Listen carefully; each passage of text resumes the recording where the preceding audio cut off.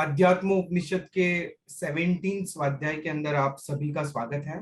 सभी को मेरे प्रणाम और आदरणीय पंडित वर्य डॉक्टर जीतू भाई को भी मेरे सभी की ओर से प्रणाम। और मैं जीतू भाई से विनती करूंगा कि आज के इस स्वाध्याय का प्रारंभ करें। प्रणाम जीतू भाई। प्रणाम नील भाई। वाचक वर्य उमा महोपाध्याय यशो विजय जी विरचित अध्यात्म उपनिषद, अध्यात्म का एक यह अत्यंत अनूठा ग्रंथ जिसका हम स्वाध्याय कर रहे हैं। इस ग्रंथ में उपाध्याय यशो विजय जी महाराज जी ने अध्यात्म की गहनता, विशालता, सूक्ष्मता एवं आवश्यकता का सुंदर परिचय कराया है। इसलिए इस ग्रंथ का साधक को बारंबार चिंतन करना चाहिए, स्वाध्याय करना चाहिए। अध्यात्म के विषय में चर्चा करते हुए यशो विजय जी महाराज जी ने शास्त्र के आधार को अत्यंत महत्वपूर्ण बताया है। शास्त्र कोरे शब्द नहीं है। शास्त्र हमारे मनीषियों ने, साधकों ने, चिंतकों ने अपने जीवन में जो अनुभव किया है और जो नवनीत पाया है उनका शब्दात्मक स्वरूप है। मतलब प्रत्येक शब्द, प्रत्येक वाक्य अत्यंत गहन रहस्य से भरा हुआ है। इसीलिए कहा साधवः शास्त्र चक्षुषः। जो साधु होते हैं, साधक होते हैं, जो अपने कर्मों की निर्जरा की साधना में लगे हैं, जो केवल मैत्री, प्रमोद, करुणा और माध्यस्थ आदि भावों की साधना करते हैं, उस साधना करके स्वानुभूति के मार्ग पर आगे बढ़ रहे हैं, उनके लिए शास्त्र मार्गदर्शक बनते हैं, चक्षु बनते हैं। चक्षु यात्रा के लिए अत्यंत आवश्यक अंग है। चक्षु निर्दोष और संपूर्ण सही हो तो हमारे लिए कोई भी वस्तु का देखना मुश्किल नहीं होता है। दृष्टि जब धूमिल हो जाती है तो सामने पड़ी हुई वस्तु स्पष्ट नहीं दिखाई देती।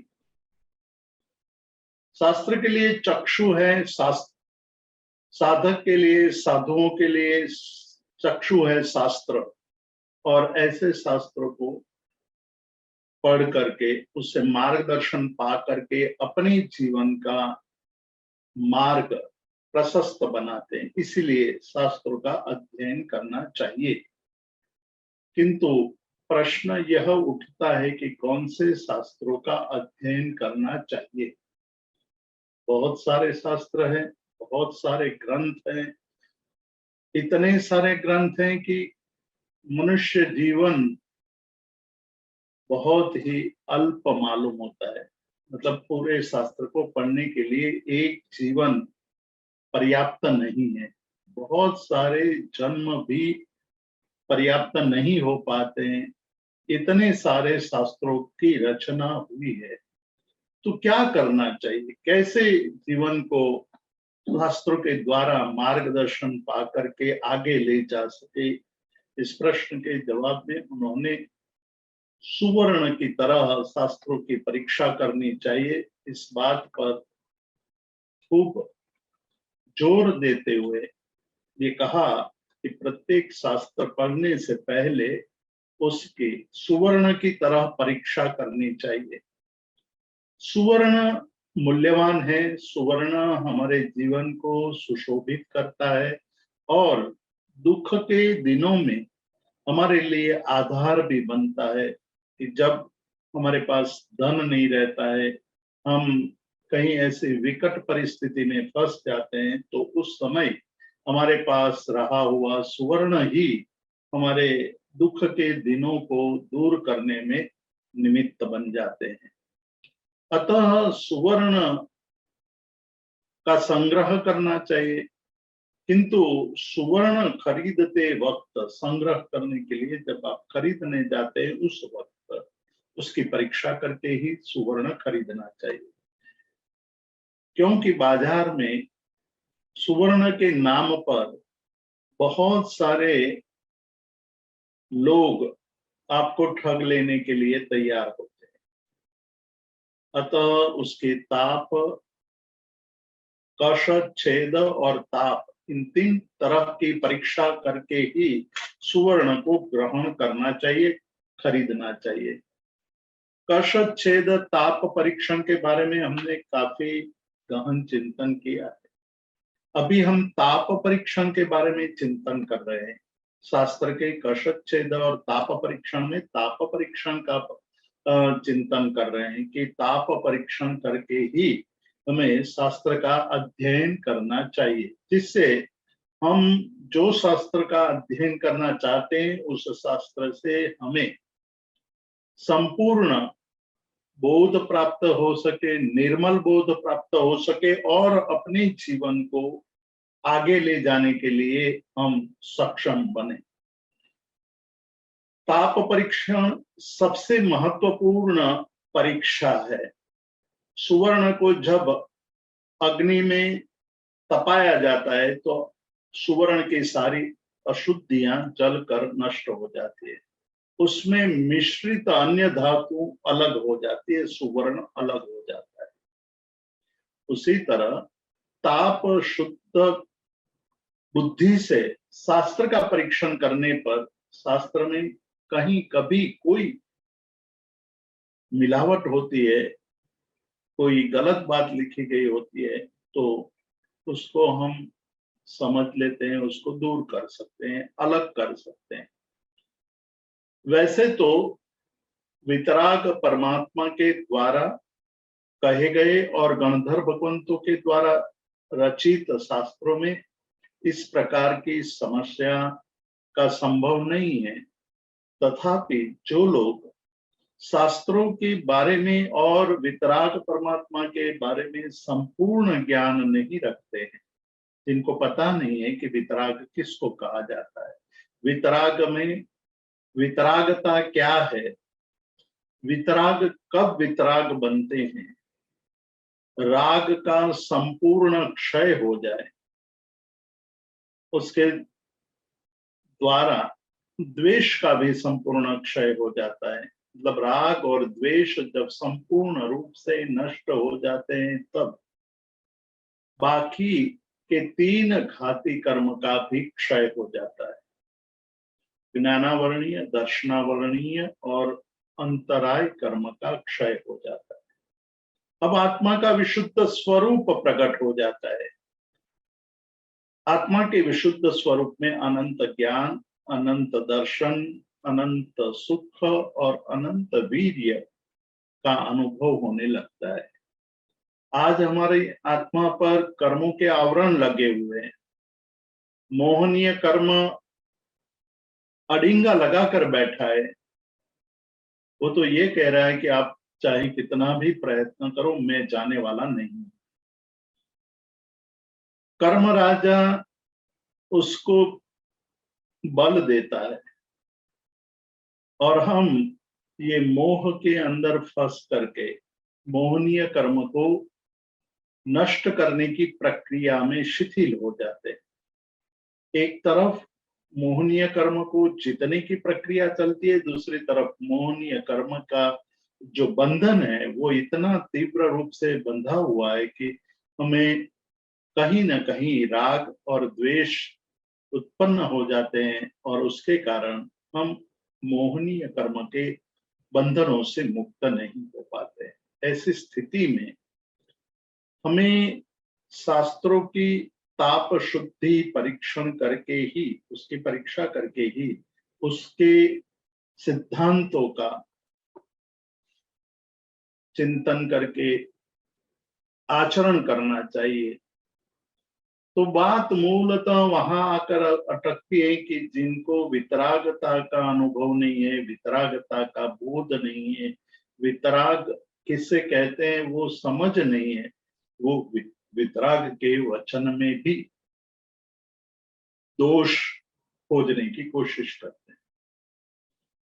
ये एक सामान्य सी दृष्टि है कि जब मोहनीय कर्म और अज्ञान दोनों साथ में रहते हैं तब हमें दूसरे के दोष देखने की एक स्वभावगत मर्यादा है, वो हमेशा उजागर रहती है, वो नष्ट नहीं हो सकती है।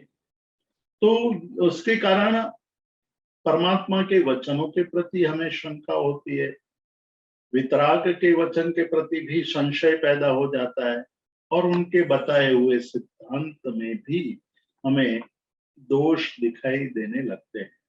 हम अपनी मति के अनुसार, क्योंकि हमारी मति अत्यंत अल्प है, अज्ञान बहुत बड़ा है, मोह तीव्र पड़ा हुआ है, उसके कारण दोष दिखाई देते हैं और दोष को सिद्ध करने की कोशिश करते रहते हैं। उसको दूर करने के लिए परमात्मा ने एक मार्ग दर्शाया है, ताप परिशुद्धि का, ताप परीक्षण का, और वो है कि प्रत्येक वचन को आप अलग अलग दृष्टिकोण से जांचें। मेरे वचन मतलब कि वितराग परमात्मा के वचन है इसलिए उसको जांचना नहीं चाहिए, ऐसा नहीं कह रहे।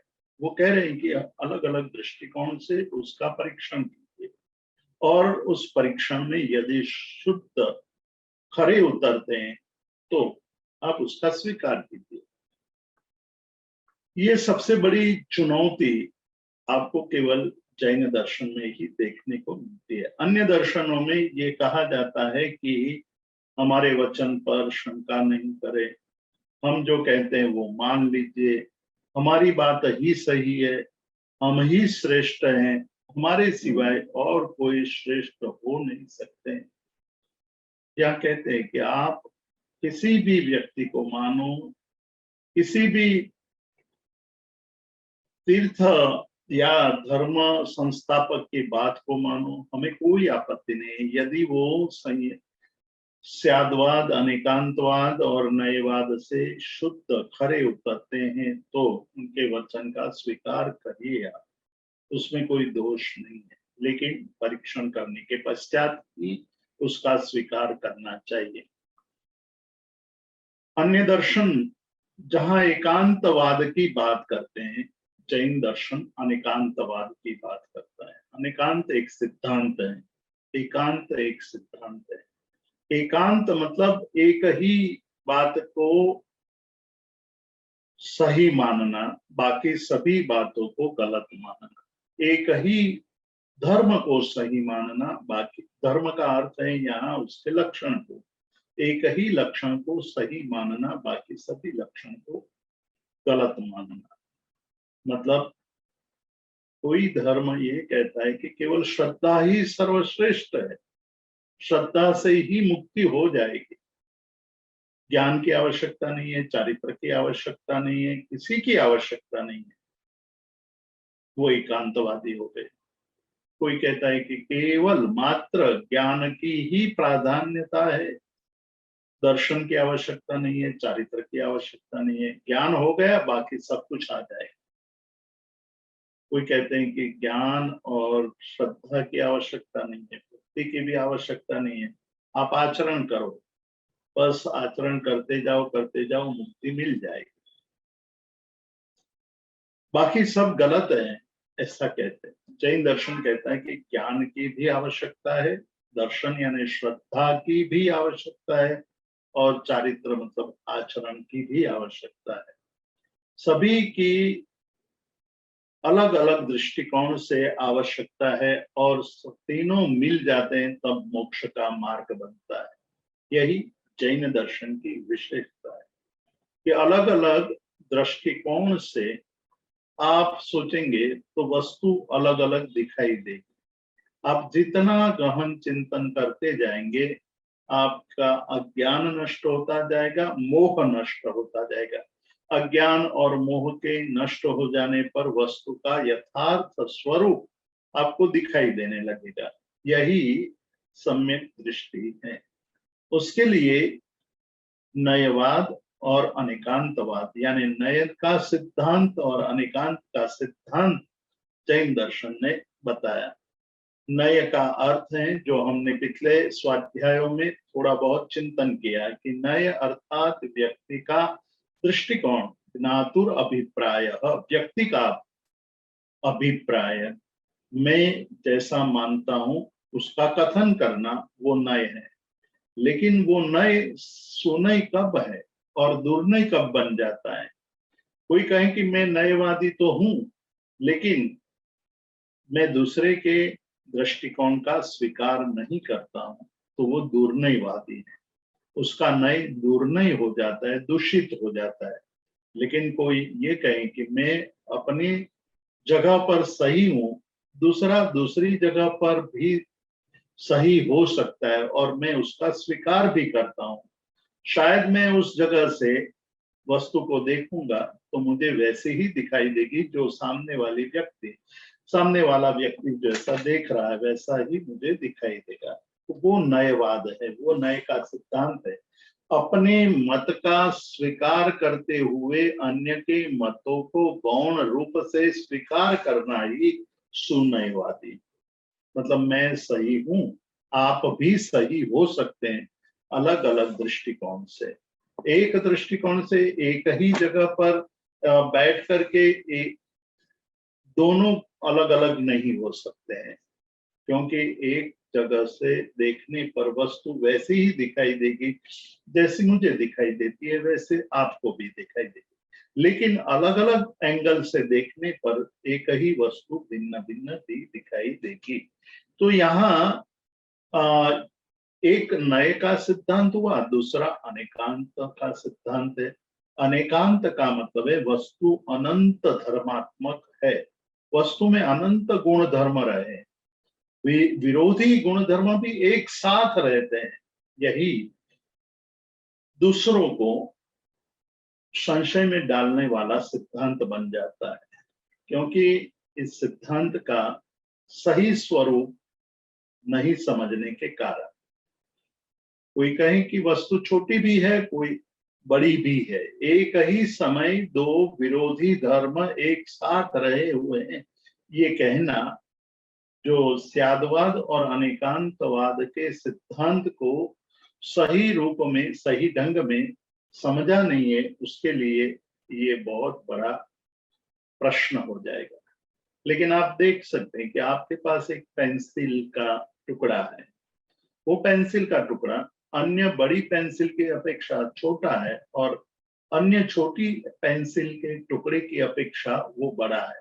तो एक साथ अपेक्षा से दोनों विपरीत यानी विरोधी धर्मों का अस्तित्व माना गया है और वो सिद्ध भी हो सकता है। लेकिन अपेक्षा से, ये बात हमेशा याद रखनी है कि अपेक्षा भिन्न भिन्न एंगल से, भिन्न भिन्न परिस्थितियों में, भिन्न भिन्न क्षेत्र में, क्षेत्र की बात भी हमने कही थी आपको कि एक कानून एक क्षेत्र में बहुत ही कड़ा होता है और दूसरे क्षेत्र में वो कानून की कोई आवश्यकता भी महसूस नहीं होती है। तो ये अलग अलग बात है क्षेत्र की, कि क्षेत्र बदलता है तो कानून भी बदल जाते हैं, क्षेत्र बदलता है तो वहां भिन्न प्रकार के कानून लागू होने लगते हैं। तो हमें जहां भी जाना है उस क्षेत्र के कानून को फॉलो करना होगा। हम कहें कि हम तो उस क्षेत्र के कानून को जानते ही नहीं है, तो अज्ञानता, इग्नोरेंस, वो आपके दोष का कारण बन जाता है। आपको उससे सुरक्षा नहीं दी जाती है, आपको छूट नहीं दी जाती है। उसी प्रकार यहाँ कहते हैं कि अलग अलग धर्मों को जानिए, अलग अलग दृष्टिकोण को जानिए, तो वस्तु में रहे हुए विपरीत धर्मों का स्वीकार करने की उदारता, विशालता अंदर आ जाएगी। और जब अंदर इस प्रकार की विशालता आती है तो दूसरे के प्रति विरोधी भाव मन में पैदा नहीं होगा। दूसरे के प्रति हमारे मन में वैर, विरोध, दोषारोपण, आग्रह, दुराग्रह, कदाग्रह, जीद, इस प्रकार के दोषों का अनुसरण नहीं होगा। उस प्रकार के दोषों का वहां जरा भी अंश मात्र भी नहीं रहेगा। तो उसको समझने के लिए कुछ सिद्धांत जो नएवाद और अनेकांतवाद के द्वारा स्थापित होते हैं उसको समझ लेना चाहिए, जो साधना के लिए आवश्यक है। साधना में आपके मन के विचार जितने विशाल बनते जाएंगे, व्यापक बनते जाएंगे, उतनी ही समता प्रगाढ़ बनती जाएगी।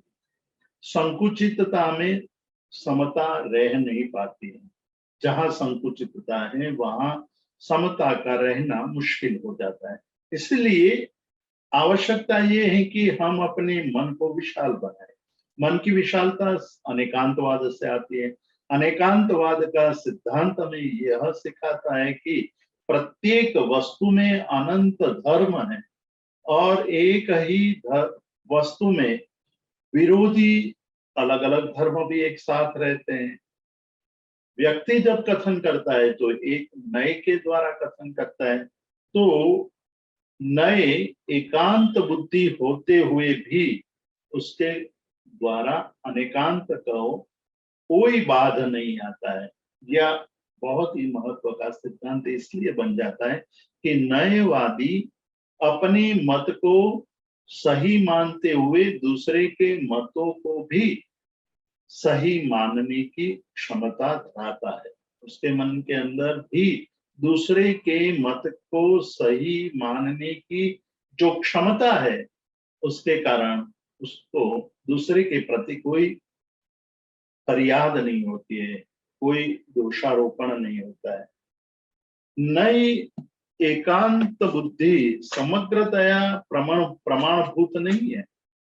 नई एक देश से एकांश से सत्य है, समग्रतया सत्य नहीं है।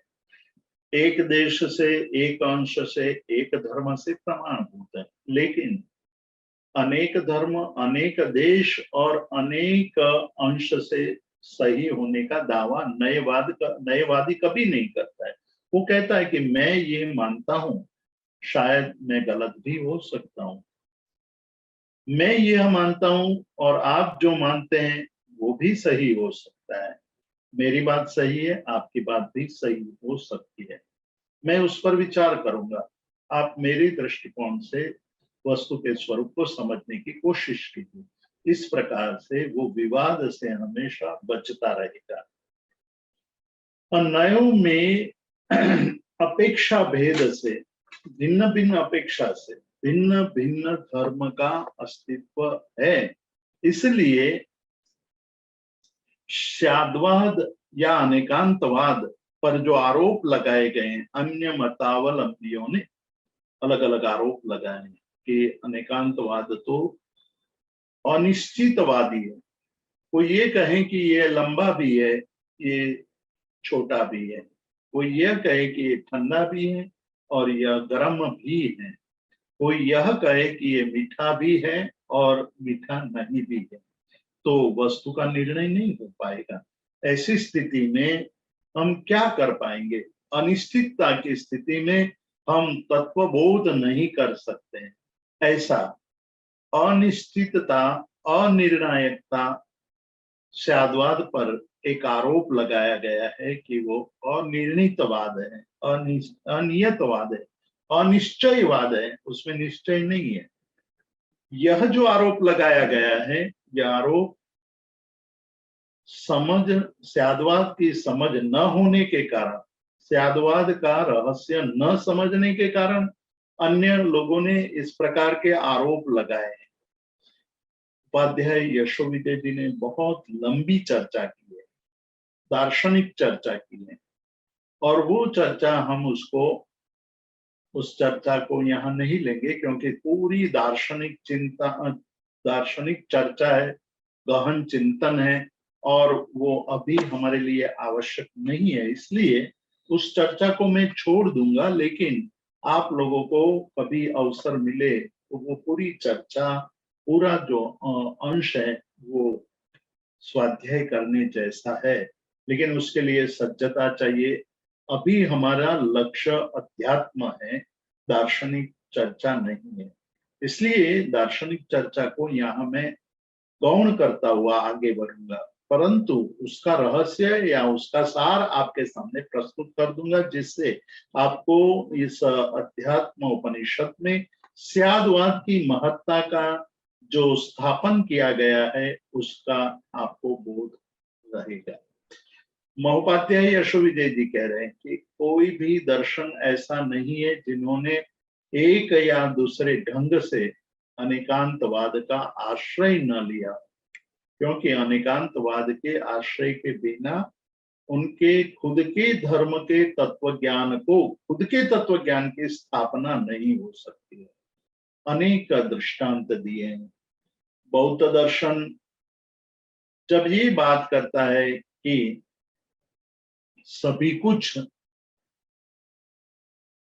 अनित्य है, सभी कुछ अनित्य है, क्षणवादी है, क्षणक्षयी है, क्षण क्षण पर विनष्ट हो जाता है, तो बुद्ध ये कहते हैं कि ऐसा होते हुए भी कर्म एक ऐसी स्थिति है, कर्म का बंधन एक ऐसी स्थिति है कि जो भोगना पड़ता है। एक बार विचरण करते हुए पैर में कांटा लग गया, तो शिष्य आनंद ने पूछा कि बनते, आपको कांटा क्यों लगा? आप तो जन्म से ही प्रेम और करुणा के प्रतीक बने हुए हैं, किसी चीज आपने दुख नहीं दिया है, किसी को आपने पीड़ा नहीं दी, आप हमेशा दूसरे के सुख की ही चिंता करते आए। दूसरे के प्रति आपकी करुणा आदर्श करुणा है, दूसरे के प्रति मैत्री भाव आपका अपूर्व मैत्री भाव है, तो आपको कांटा क्यों लगा? तब बुद्ध कहते हैं कि आज से 90 भव पहले, आज से 90 भव पहले मैंने एक जीव की हत्या की थी, उस कर्म का बंध आज उदय में आया है, उसका विभाग हुआ, इसलिए मुझे कंटक लगा है। तो यही साबित करता है कि यदि क्षणक्षयी होता, आत्मा क्षण क्षण पर नष्ट हो जाती होती, तो जिसने जीव की हत्या की थी वो जीव तो क्षय हो गया, उसका नाश हो गया। ये 90 भव तक किसका प्रभाव रहा? क्योंकि जो हत्या करने वाला था वो उसी क्षण नष्ट हो गया, उसके बाद दूसरी क्षण में दूसरी आत्मा उत्पन्न हो गई, तीसरी क्षण में तीसरी आत्मा उत्पन्न हो गई। तो 90 भव की ये यात्रा में एक ही आत्मा के भिन्न भिन्न नष्ट होने की अनंत बार परिस्थिति हो गई होगी। तो ऐसी स्थिति में आपको कंटक नहीं लगना चाहिए था, लेकिन कंटक लगा, कांटा लगा। उसका मतलब कि कुछ ऐसे अंश भी हैं जो नित्य है, तो नित्य को भी माना, अनित्य को भी माना, क्षणक्षयी भी माना और शाश्वत भी माना। तो ये अनेकांतवाद का स्वीकार हो गया है। सांख्यवादी दर्शनकार कहते हैं कि पुरुष और प्रकृति दो मुख्य तत्व है। पुरुष और प्रकृति और उसका जो जन्म मरण का एक नाता लगा हुआ है, उसका मूल कारण है सत्व रजस तमस। सत्व गुण, रजोगुण और तमोगुण, उनके कारण ही जन्म मरण की परंपरा चालू है। तो एक तरफ कहते हैं कि पुरुष जो है वो नित्य है, परिणामी नित्य है, दूसरी तरफ प्रकृति में परिणाम होते रहते हैं। तो एक ही जीव में ये प्रकृति और पुरुष में अलग अलग परिणाम बनना, वो अनेकांतवाद का ही आश्रय है। नैयायिक लोग ये कहते हैं कि प्रत्येक द्रव्य है वो दो प्रकार के हैं, परमाणु से नित्य है और कार्य से अनित्य है। मतलब परमाणु उसमें जो पार्थिव परमाणु है वो हमेशा रहते हैं, और घट आदि जो उनका कार्य बनता है वो अनित्य है। मतलब कार्य की अपेक्षा से पदार्थ अनित्य है और परमाणु की अपेक्षा से पदार्थ नित्य है। तो अलग अलग अपेक्षाओं से नित्य और अनित्य दोनों का स्वीकार किया, इसलिए उन्होंने भी अनेकांतवाद का स्वीकार किया। भले ही आंशिक रूप से स्वीकार किया है, लेकिन अनेकांतवाद के स्वीकार के बिना पदार्थ का सही सही स्वरूप समझा नहीं जाता है। तो यहाँ कहते हैं कि हर एक लोगों ने, प्रत्येक दर्शनकारों ने अपने अपने सिद्धांतों की सिद्धि करने के लिए स्यादवाद और अनेकांतवाद का आश्रय लिया है। उसके बिना अपने सिद्धांतों की स्थापना भी नहीं कर पाते हैं। और हमारे सिद्धांत पर संशयवाद, अनिश्चयवाद, ये ऐसे आरोप लगाते हैं, वो कहाँ तक सही है? खुद ही उस सिद्धांत का आश्रय ले रहे हैं और हमारे सिद्धांत पर ये दोषारोपण कर रहे हैं, वो गलत है।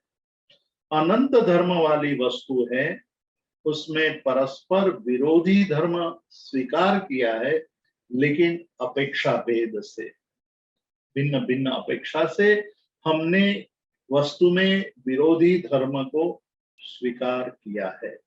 जैसे घट यानी घड़ा, कोई एक घड़ा सुवर्ण का है और एक घड़ा मिट्टी का है। कमरे में मिट्टी का घड़ा पड़ा हुआ है और आप कहो कि भाई सुवर्ण का घड़ा ले आओ, तो बच्चा वहां जाएगा, कमरे में घड़ा होते हुए भी वो कहेगा कि घड़ा नहीं है, क्योंकि सुवर्ण का घड़ा वहां नहीं पड़ा है, मिट्टी का घड़ा पड़ा हुआ है। तो बालक कहेगा कि घटो अस्ति तथापि नास्ति, घट है पर नहीं है, घट है भी और नहीं भी है। उसका मतलब मिट्टी का घड़ा है, सुवर्ण का घड़ा नहीं है। अपेक्षा बदल गई, मिट्टी की अपेक्षा से घड़ा है और सुवर्ण की अपेक्षा से घड़ा नहीं है। आपके दो बच्चे हो और उसमें से किसी एक को बुलाना चाहते हो, तो आप कहो कि बड़े बच्चे को बुलाओ, छोटा बच्चा है वहां कमरे में, फिर भी वो कहेंगे कि बच्चा नहीं है, बच्चा है भी और नहीं भी है। अपेक्षा बदल गई, बड़ा बच्चा नहीं है, छोटा बच्चा है। तो इस प्रकार से अपेक्षा से वस्तु के अंदर भिन्न भिन्न विपरीत धर्म भी रहते हैं, एक अपेक्षा से नहीं होता है, भिन्न भिन्न अपेक्षा से होता है।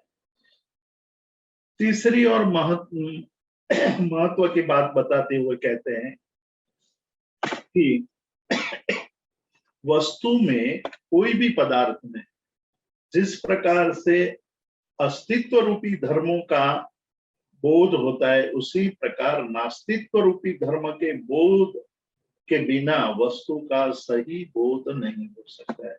वस्तु के यथार्थ बोध के लिए अस्तित्व और नास्तित्व दोनों प्रकार के बोध की आवश्यकता है। मतलब स्वद्रव्य क्षेत्र काल और भाव से पदार्थ में अस्तित्व रूपी धर्म रहे हुए हैं और पर द्रव्य क्षेत्र काल और भाव की अपेक्षा से नास्तित्व रूपी धर्म भी रहे हुए। जैसे सज्जन में सज्जनता है, सज्जन में दुर्जनता नहीं है।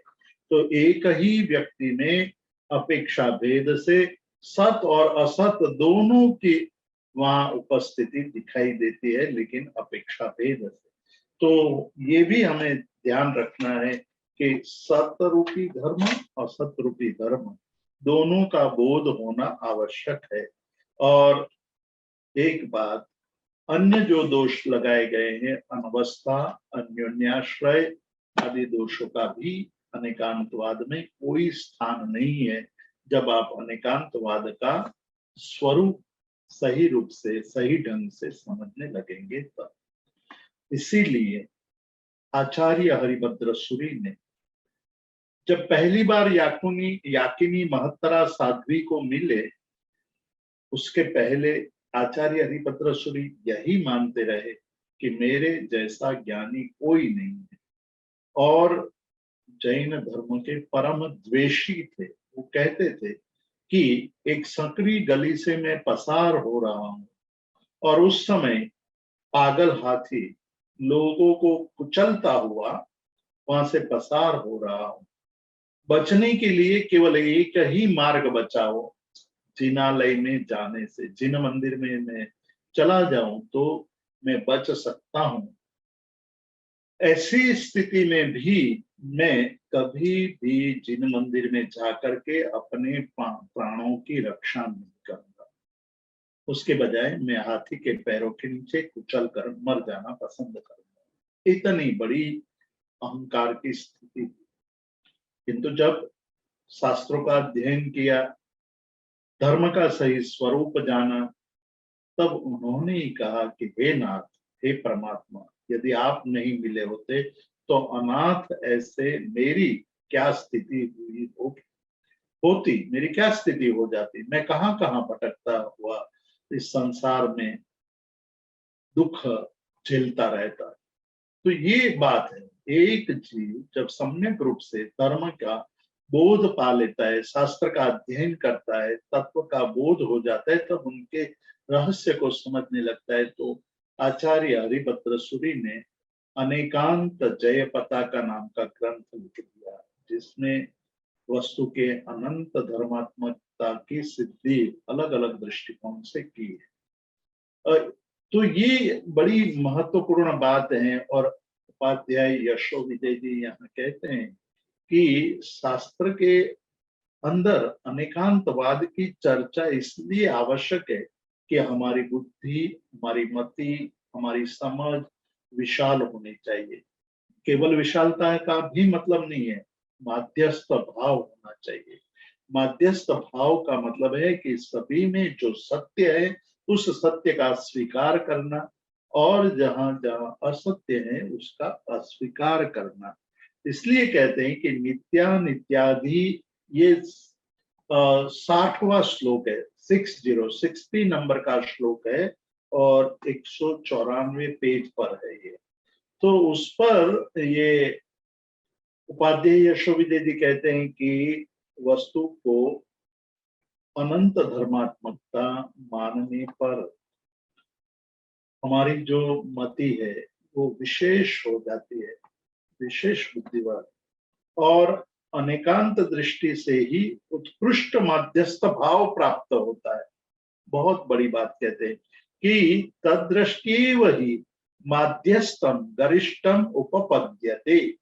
मतलब गरिष्ठम यानी वरिष्ठम, उत्कृष्ट, माध्यस्थम माध्यस्थ भाव की प्राप्ति होती है। जब अनेकांतवाद को लेकर के हम अपने जीवन की, हमारी विचारधारा की प्रवृत्ति करने लगते हैं, हर एक में अनेकांत दृष्टि हमारी जागृत हो जाती है, तो माध्यस्थ भाव उत्पन्न होता है।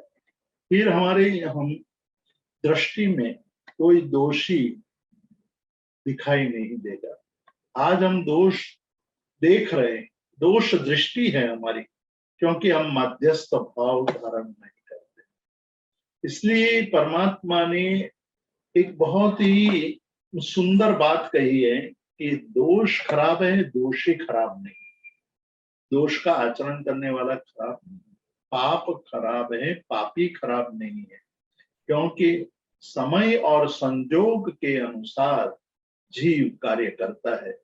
समय और संजोग, उसकी स्थिति हम नहीं जानते हैं, इसलिए हम कहते हैं कि वो गलत है। जब आपकी मध्यस्थ दृष्टि हो जाएगी, मध्यस्थ भाव आ जाएगा, तब पाप को ही खराब मानने लगेंगे। पापी के प्रति आपके मन में कोई द्वेष, रोष भाव पैदा नहीं होगा। द्वेष और रोष भाव नहीं होगा तो उसके प्रति मैत्री भाव, करुणा भाव, प्रेम भाव बरकरार रहेगा। कि समय और संजोग एक दो ऐसे फैक्टर हैं। समय आ जाता है आदमी, आपने जावर्षा और भवर्षा नाम के दो श्रावकों के जीवन चरित्र को पढ़ा होगा, या शांतनु मेहता के जीवन को आपने देखा होगा कि एक बहुत बड़ा श्रेष्ठी समय आने पर निर्धन हो जाता है, व्यापार में घाटा हो जाता है, सारा धन नष्ट हो जाता है, व्यापार नष्ट हो जाता है, देवेदार बन जाता है, लोगों का तांता लगा रहता है, मांगने वाले लोग उनके घर हर रोज आते हैं कि भाई इतना पैसा बाकी है, बकाया है, हमें लौटा दो। तो पत्नी एक बार उसको कहती है कि आज जब प्रतिक्रमण करने जाओ तो नगर शेड के बगल में बैठना और प्रतिक्रमण जल्दी पूरा कर देना। प्रतिक्रमण पूरा करके जब आप अपने कपड़े पहनने लगो तो उस वक्त नगर शेठ जो अपनी अंगूठी निकाल करके बैठते हैं प्रतिक्रमण करते वक्त, तो वो अंगूठी तुम पहन करके जल्दी जल्दी निकल जाना। ये बहुत बड़ी बात थी। धर्म के स्थान में रह करके चोरी करना इतनी मुश्किल भी था और बड़ी बात भी थी। और यदि नगर शेठ को पता चल जाए तो पता चलने वाला ही था, तो जेल के अलावा कोई और सजा नहीं होती। फिर भी पत्नी ने कहा है, उसने बात मान ली, चोरी कर ली। दूसरे दिन वही शांतनु मेहता नगर शेठ की पेढ़ी पर जाकर के नगर शेठ के हाथ में वो अंगूठी रखता है। कहता है कि शेठ ये अंगूठी गिरवे रखनी है। शेठ को पता था कि कल ये शांतनु ही मेरे बगल में बैठा था, उसी ने ये अंगूठी ले ली थी। आज वो मेरे घर आया है गिरवे रखने के लिए। कुछ भी बोले बिना कहते हैं कि भाई ठीक है, आपको इतना पैसा दिया जाएगा, और पैसे लेकर के निकलता है। अपना कारोबार बढ़ा शुरू होता है, बढ़ने लगता है। और कुछ वर्षों के बाद जो लौटाने जाता है पैसा, तब वो कहता है कि तुम्हारा कोई खाता ही नहीं है, हमारे हमारे चौपड़े में तुम्हारा कोई खाता नहीं है। तो समय बदला, संजोग बदले, तो वही शांतनु चोर भी बना, और वो भी धर्मस्थान में चोरी करने। लेकिन अंतरात्मा से वो चोर नहीं था। अंतरात्मा से परिस्थिति, संयोग ऐसे बने थे कि वो संयोग के कारण। इसलिए परमात्मा ने जो कहा है कि पाप खराब है, पापी खराब नहीं है। शायद ऐसा भी बने कि हम वैसी ही परिस्थिति और वैसे ही संयोग से और समय से गुजरते हो, तो वैसे ही कार्य हम भी करने लगेंगे, शायद हम भी वैसा ही करेंगे। ऐसा मान करके माध्यस्थ भाव उनके मन में प्रकटेगा।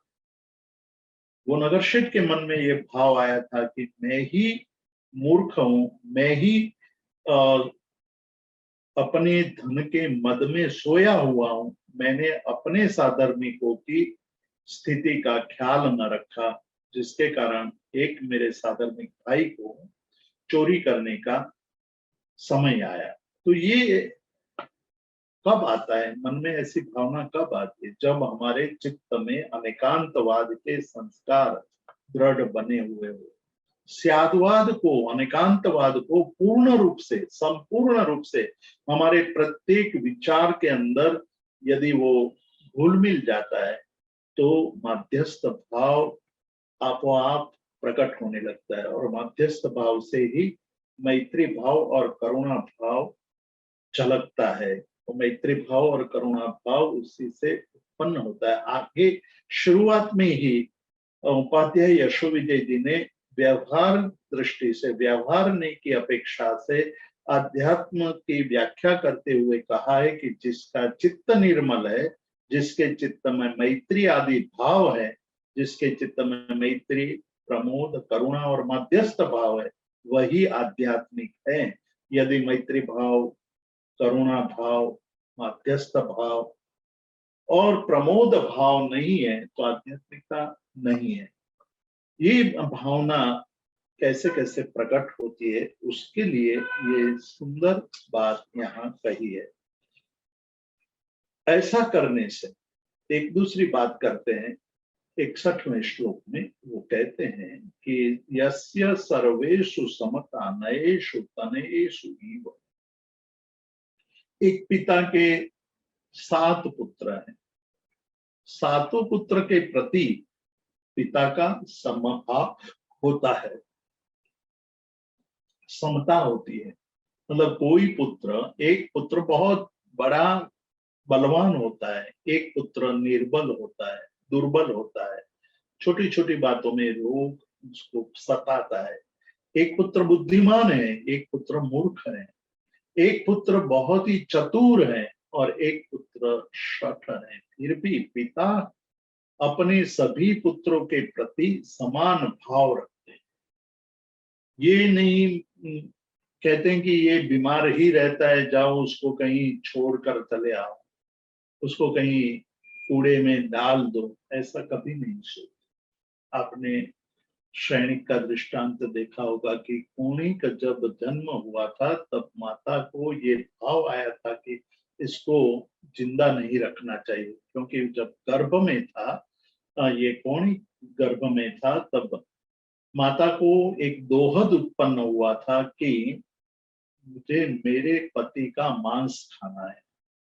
अपने पति का, खुद के पति का मांस खाने की चेष्टा, भावना उत्पन्न हुई। ये बात उसको बहुत बड़ी खलती थी, चिल्लाना। तो वो पुत्र के जन्म की राह देख रही थी, प्रतीक्षा कर रही थी। उन्होंने जब पुत्र का जन्म हुआ तब दासी को बुला करके कहा कि जाओ इस पुत्र को कूड़े में डालकर आओ, किसी को पता नहीं चलना चाहिए। संयोग ऐसा बना कि वहां सैनिक वहां से निकलते हैं। उन्होंने देखा कि नवजात शिशु यहाँ पड़ा हुआ है, उसको उठा करके ले आए। पता चला कि यही मेरा पुत्र है। ये पुत्र जब माता के गर्भ में था तब माता को इस प्रकार का दोहद उत्पन्न हुआ था। फिर भी पिता का जैसे पुत्र के प्रति समता भाव होता है, उसी प्रकार सभी नयों के प्रति जिनको समता भाव, मतलब सभी दृष्टिकोण के प्रति समता भाव, वही अध्यात्म के क्षेत्र में प्रगति साध सकता है। वही अध्यात्म के क्षेत्र में संकुचितता नहीं चलती है। अध्यात्म के क्षेत्र में एक के विचार सही और दूसरे के विचार गलत, ऐसा नहीं चल सकता है। सभी के विचार को समान रूप से देखने की कला, समता भाव, जिस प्रकार से पिता को अपने पुत्रों के प्रति समता भाव होता है, उसी प्रकार चिंतक को अलग अलग विचारों के प्रति भी समता भाव धारण करना चाहिए। तस्या अनेकांतवादस्य, और जब नयवाद को आप अच्छी तरह साध लेते हैं तो न्यूनाधिकता सेमुषी बुद्धि में, अपनी सेमुषी मतलब बुद्धि, अपनी बुद्धि में न्यूनाधिकता मतलब किसी के प्रति न्यूनता और किसी के प्रति अधिकता जैसे भाव पैदा नहीं होते हैं, सभी के प्रति समान भाव पैदा होते हैं।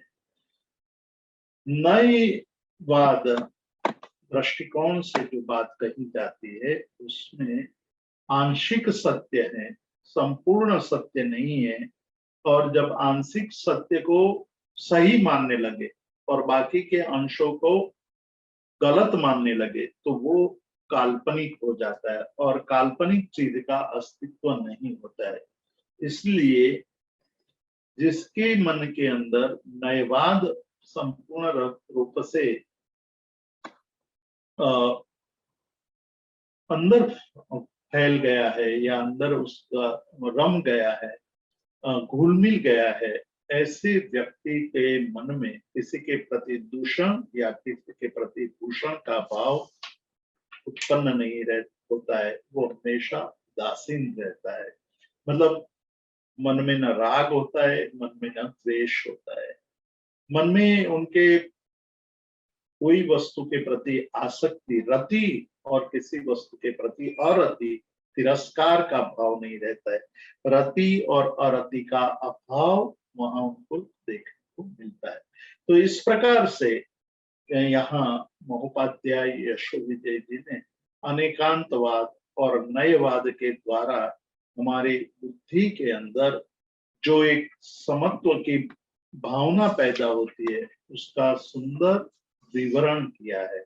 सुंदर ढंग से, दार्शनिक शैली से, बहुत ही विस्तार से हमारे सामने ये बातें कही है और उस बातों का चिंतन करके हम स्यादवाद और अनेकांतवाद को अपने जीवन में अपनाएंगे और जब भी हम चिंतन करें तब भिन्न भिन्न दृष्टिकोण से, भिन्न भिन्न अपेक्षाओं से उसका चिंतन करेंगे तो हमारी बुद्धि विशाल बनेगी, हमारे मन में किसी के प्रति द्वेष भाव पैदा नहीं होगा, हमारे अंदर मध्यस्थ भाव पैदा होगा और मध्यस्थ भाव के कारण हमारे मन में दूसरे के प्रति मैत्री और करुणा बनी रहेगी। तो यहाँ एक बात याद रखनी है कि अज्ञानता को नष्ट करना है, टालना है, मतलब उसको दूर करना है। और जो ज्ञानी यानी बुद्ध पुरुष बोध प्राप्त करना है। हमेशा शास्त्रों ने एक बात कही है कि ज्ञान यानी बोध प्राप्त करना चाहिए। जब बोध हो जाता है तो हमें किसी के प्रति भी लेश मात्र द्वेष नहीं होता है। कितने कितने उपसर्ग सहन किए श्रमण भगवान महावीर ने, महापुरुषों ने अपने जीवन में अनेक परिसरों और उपसर्गों को सहा। उस समय किसी के प्रति द्वेष की बुद्धि भी नहीं हुई, द्वेष मात्र पैदा नहीं हुआ। वहां संपूर्ण रूप से सभी के प्रति करुणा भावना, परमात्मा के एक रात में 20 उपसर्ग करने वाले के प्रति भी जरा भी द्वेष उत्पन्न नहीं हुआ, पीड़ा उत्पन्न नहीं हुई, केवल करुणा थी। जब वो लौट रहा था, संगम देव पार करके लौट रहा था, तब परमात्मा की आंखों में से आंसू के 2 बूंद गिर गए। ये देखकर संगम वापिस लौट आया। उसने सोचा कि शायद अब वो हार चुके हैं। तब अपनी अवधि ज्ञान से देखा तो पता चला कि परमात्मा की आंखों में से आंसू के 2 बूंद इसलिए गिरे कि परमात्मा यह चिंतन में डूब गए थे कि एक रात में मेरे पर उपसर्ग करने के कारण अनंत कर्मों का बंध किया, जो अनंत भोर तक उसको संसार में भटकाएगा। उस संसार के परिभ्रमण में मैं निमित्त बना। यही करुणा का भाव था, यही करुणा की पराकाष्ठा थी कि दुख देने वाले के प्रति भी करुणा भाव।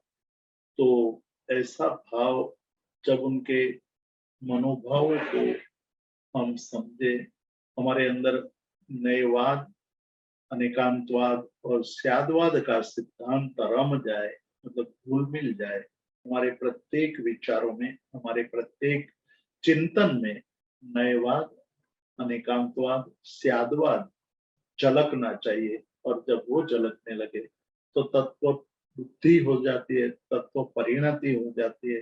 तत्व परिणति होने से हमारे अंदर सूत्रों को समझने की क्षमता पैदा होती है। तो यहाँ जो ज्ञान की बात कही कि मध्यस्थ भाव से मध्यस्थ आता है, मतलब स्यादवाद से मध्यस्थ की प्राप्ति होती है, और मध्यस्थ भाव जब आता है तो ज्ञान की दशा बदल जाती है, ज्ञान पूरा बदलने लगता है। तो कैसा बदला आता है, कैसी उसमें बदलाहट आती है, वो उसकी चर्चा बहुत ही सुंदर, बहुत गंभीर और बहुत ही रोचक भी है। तो उसकी चर्चा के बारे में हम अगले स्वाध्याय में चिंतन करेंगे।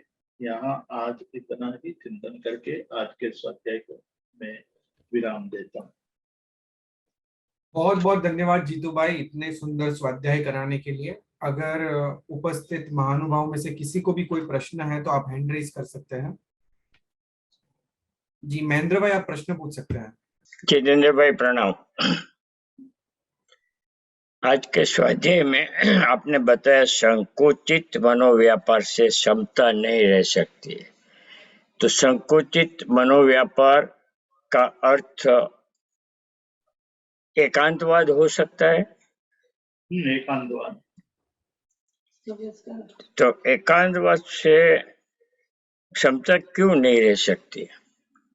एकांतवाद है कि वहां मैं ही सत्य हूँ, मेरा ही वचन सत्य है, किसी के वचन सत्य नहीं है मानना, या मैं जो मानता हूं वही सत्य है, दूसरे का वचन सत्य नहीं हो सकता है, एकांतवाद है। वस्तु में अनंत धर्म है, दृष्टिकोण से वस्तु की अनंत धर्म की सिद्धि होती है। जब अनंत धर्म की स्थिति का स्वीकार करते हैं तो हमारी मति की मर्यादा को भी हम पकड़ने लगते हैं कि मैं सभी का ज्ञाता नहीं हूँ, मैं सर्वज्ञ नहीं हूँ, मैं संपूर्ण नहीं हूँ, तो मेरा चिंतन भी संपूर्ण नहीं है, तो मैं दूसरे के वचनों पर दोषारोपण क्यों करूं? जब मैं स्वयं ही इतने क्षमता वाला नहीं हूं तो दूसरे के वचनों की चर्चा करूं या उस पर दोषारोपण करूं, उसका मुझे कोई अधिकार नहीं है। तो इस प्रकार से जब अनेकांतवाद आता है तो हमारा दूसरे के प्रति भाव बदल जाता है।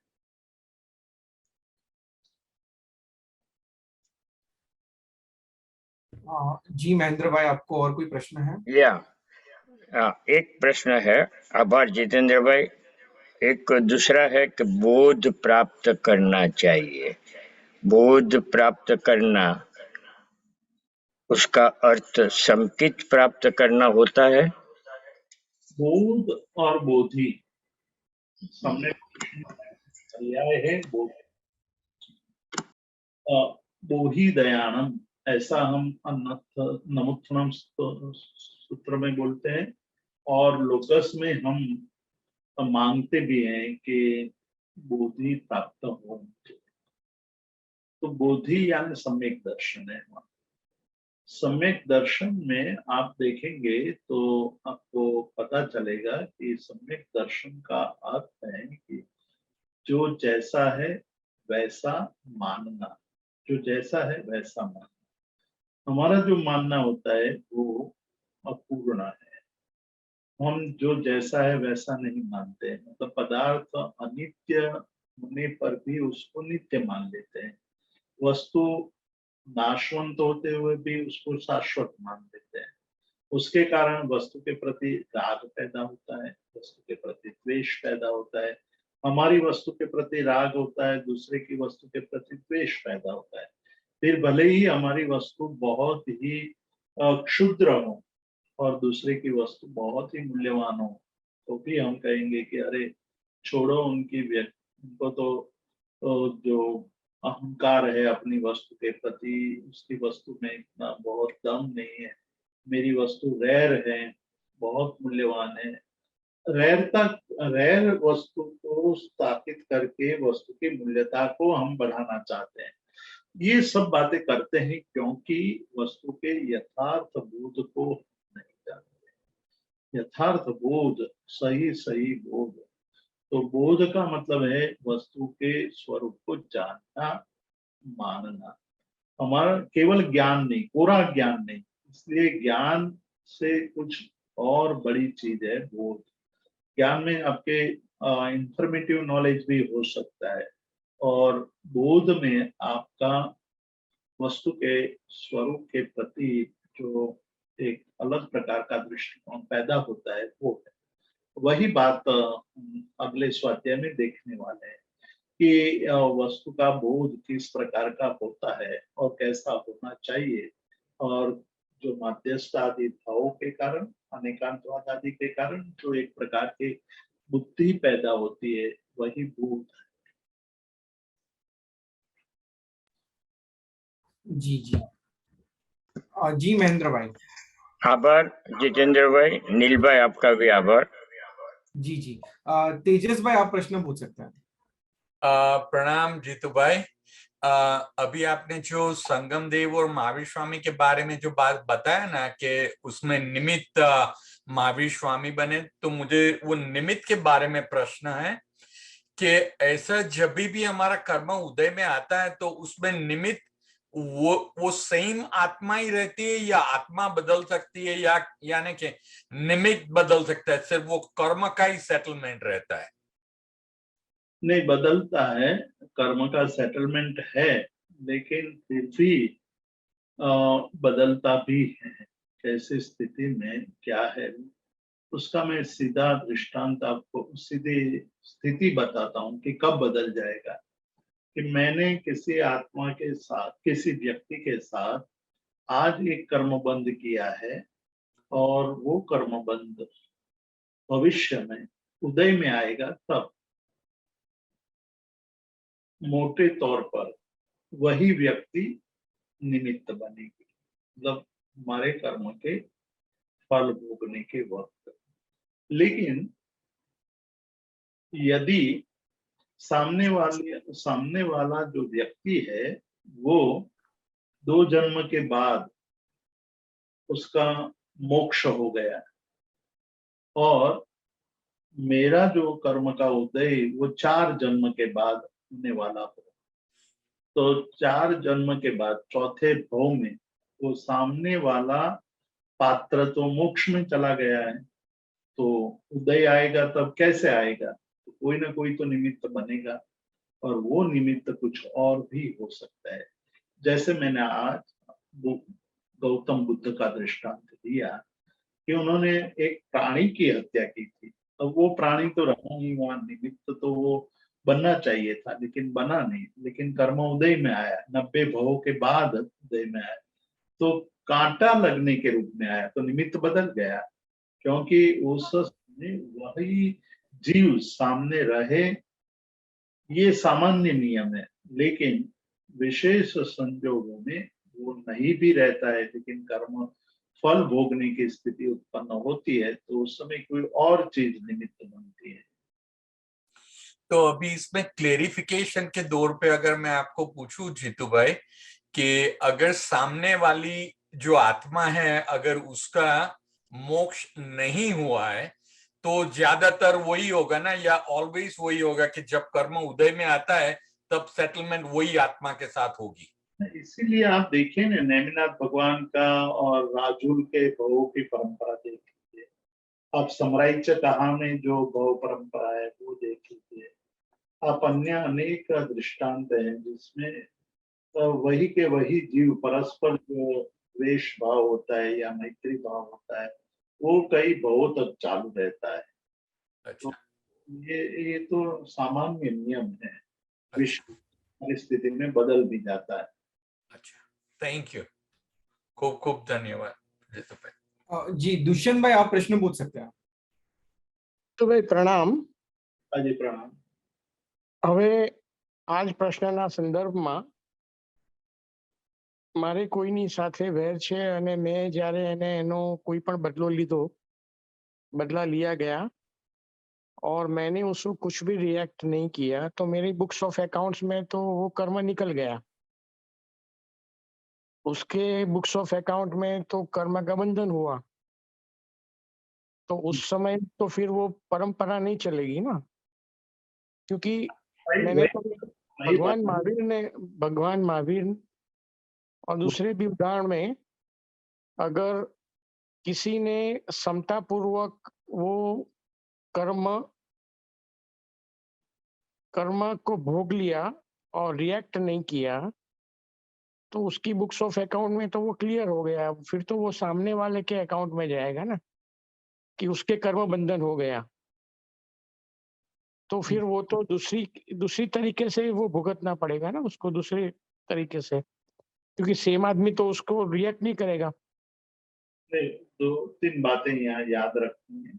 एक तो हमने क्षमा भाव से अपने द्वारा जो कर्म बंध हुआ है उसका क्षय कर दिया, लेकिन सामने वाले व्यक्ति ने उसका क्षय नहीं किया है, और वो उनको भोगना तो पड़ेगा ही। तो उस समय स्थिति बदल जाती है। आपने क्षमा कर दिया, आपने समता धारण कर ली, आपने उसको खपा दिया, मतलब तप आदि के करके, तो आपका अकाउंट तो क्लियर हो गया, लेकिन सामने वाले का क्लियर नहीं हुआ है, इसलिए उनको नरक में जाना पड़ता है। नरक में क्यों जाना पड़ता है? कोई कारण तो होता है ना, कारण के बिना तो नरक में जाएगा नहीं। जब सामने वाले पात्र के मतलब अकाउंट क्लियर होता जाता है, उनके उनके अकाउंट में कोई बचता नहीं है, न बैलेंस नहीं है, न देवा भी नहीं है, कुछ भी नहीं है, तो वो तो बच निकल गया बाहर इस चक्र में से। अब सामने वाले का चक्र अभी पूरा नहीं हुआ है और दूसरा पात्र भी नहीं रहा है, तो वो कर्म भोगने के लिए उनको तिर्यंच और नरक गति में जाना पड़ता है। आभार जीतू भाई, वही प्रश्न था मेरे ख्याल से तेजस भाई का। तेजस भाई का प्रश्न वही था। आभार जी। और किसी को कोई प्रश्न है? जीतू भाई, यहाँ पे हमारे सभी प्रश्न आज के समाप्त होते हैं, तो हम स्वाध्याय के विराम की ओर आगे बढ़ सकते हैं। बट विराम करने से पहले मैं आज जो भी हमने स्वाध्याय किया उसके कुछ मुख्य बिंदुओं को हाईलाइट करना चाहूंगा। आज के स्वाध्याय में आपने बताया कि शास्त्र कोरे शब्द नहीं है, बट हमारे जो मनीषियों हैं उनके अनुभवों का शब्दात्मक स्वरूप है। यानी जो साधक होते हैं उनके लिए शास्त्र चक्षु स्वरूप होते हैं, आध्यात्म की यात्रा के लिए जो बहुत ही जरूरी है। और उस मार्ग पे अगर आगे बढ़ना है तो वो उसके मार्ग का पथ प्रदर्शन करता है। अब यहाँ प्रश्न ये भी होता है कि कौन से शास्त्रों का सहारा लेना चाहिए, जिसमें आपने बताया कि सुवर्ण की तरह शास्त्रों की परीक्षा करनी चाहिए और जो उसमें खरा उतरता है ऐसे शास्त्र का हमें सहारा लेना चाहिए। एक मुख्य बात आपने ये भी बताई कि मोहनीय कर्म और अज्ञान ये जब साथ में रहते हैं तब हमें दूसरों के दोष देखने की आदत बन जाती है। यानी वितराग के अगर वचन है तो उसमें भी हमें दोष दिखाई देता है, उस पे भी अश्रद्धा होती है। जब अज्ञान और मोह नष्ट होते हैं तब हमें यथार्थता का बोध होता है, यानी कि सम्यक दर्शन होता है। फिर हमारा डिस्कशन अनेकांतवाद और शाद्वाद की ओर आगे बढ़ा, जिसमें आपने एकांत की डेफिनेशन समझाते हुए भी बताया कि कोई धर्म कहता है कि श्रद्धा ही श्रेष्ठ है, उससे ही मुक्ति हो जाएगी, कोई कहता है आचरण ही श्रेष्ठ है, कोई कहता है ज्ञान ही श्रेष्ठ है। और ये सब बातें करते करते आपने अनेकांतवाद और न्याय की कुछ ऐसी बातें बताई हमें जो हमारा दृष्टिकोण व्यापक बनाने के लिए बहुत ही यूजफुल है। और साथ ही साथ आपने ये भी बताया कि किस तरह विभिन्न दर्शनों में अनेकांतवाद और शाद्वाद का आश्रय लिया जाता है अपने सिद्धांतों को सिद्ध करने के लिए। यानी यहाँ आपने अनेकांतवाद और शाद्वाद की उपयोगिता बताई और अनेकांतवाद और शाद्वाद क्यों जरूरी है ये बताते हुए आपने कहा कि माध्यस्थ दृष्टि की प्राप्ति के लिए ये बहुत जरूरी है। अगर माध्यस्थ दृष्टि आ जाती है, माध्यस्थता आ जाती है, तो हमें पाप खराब लगता है, पापी खराब नहीं लगता है। जिसमें आपने बताया कि अगर कोई पाप करता है तो उसमें भी समय और संयोग ये बहुत इंपॉर्टेंट रोल प्ले करता है, जिसमें आपने शांतनु शेठ के दृष्टांत के द्वारा इस बात को समझाया। उसके बाद आपने कहा कि अनेकांतवाद और शाद्वाद से हमें समत्व भावना को पैदा करना है, भिन्न भिन्न अपेक्षाओं से हमें चिंतन करना है, और वो चिंतन करेंगे तभी ही हमारे अंदर माध्यस्थता पैदा होगी। और अगर माध्यस्थता आएगी तो हमारे अंदर मैत्री और करुणा बनी रहेगी। हमारे प्रत्येक चिंतन में शाद्वाद और अनेकांतवाद झलकना चाहिए, जिससे हमारे भीतर माध्यस्थता आएगी। और माध्यस्थता आते ही हमारे ज्ञान की दशा बदल जाती है, जिसकी चर्चा हम आगे के स्वाध्याय के अंदर करने वाले हैं। सो इसी के साथ हम आज के स्वाध्याय को विराम देते हैं। सभी को मेरे प्रणाम। जय जिनेन्द्र। जगत के सभी जीवों का कल्याण हो, जगत के सभी जीवों का मंगल हो, जगत के सभी जीव हमारे मित्र हैं, कोई भी हमारा वैरी नहीं है, इस भावना के साथ प्रार्थना। अणु परमाणु शिव बनी जाओ, अखा विश्व नु मंगल थाओ, सर्वे जीवों मोक्षे जाओ। खामे मी सव्व जीवे, सव्वे जीवा खमंतु में, मित्ति में सव्व भुवेसु, वैरम मज्जन केणई, सर्वथा सौ सुखी थाओ, पापना कोई आचरो, राग द्वेषति मुक्त बनीने, समता सौ समाचरो। सभी को मेरे प्रणाम। जीतू भाई बहुत बहुत आभार आज के स्वाध्याय के लिए। Thank you so much.